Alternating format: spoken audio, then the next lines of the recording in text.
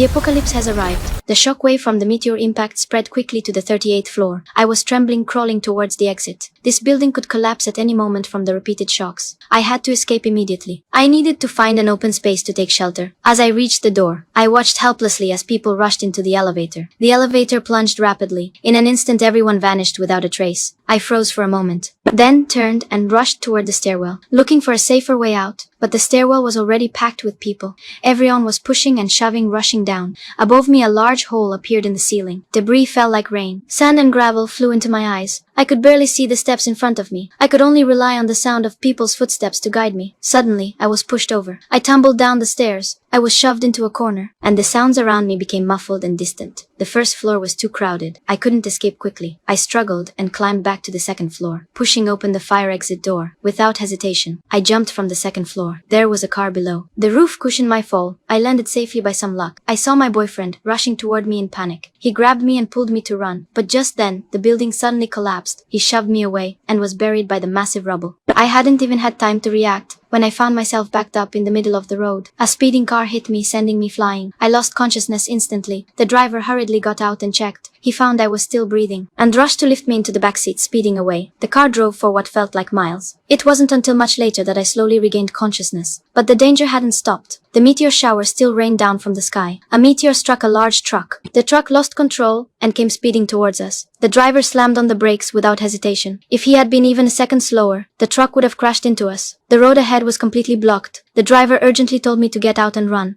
But at that moment, another building suddenly collapsed nearby, dust and debris flying. I ran forward, desperate, not looking back. The supermarket entrance was getting closer. I practically dashed inside, but just as I was about to step through the door, the shockwave hit, sending rocks and dust flying. It slammed into me, throwing me backward. Fortunately, I had already made it inside the supermarket. The wall blocked most of the impact. I struggled to get up, my head still ringing.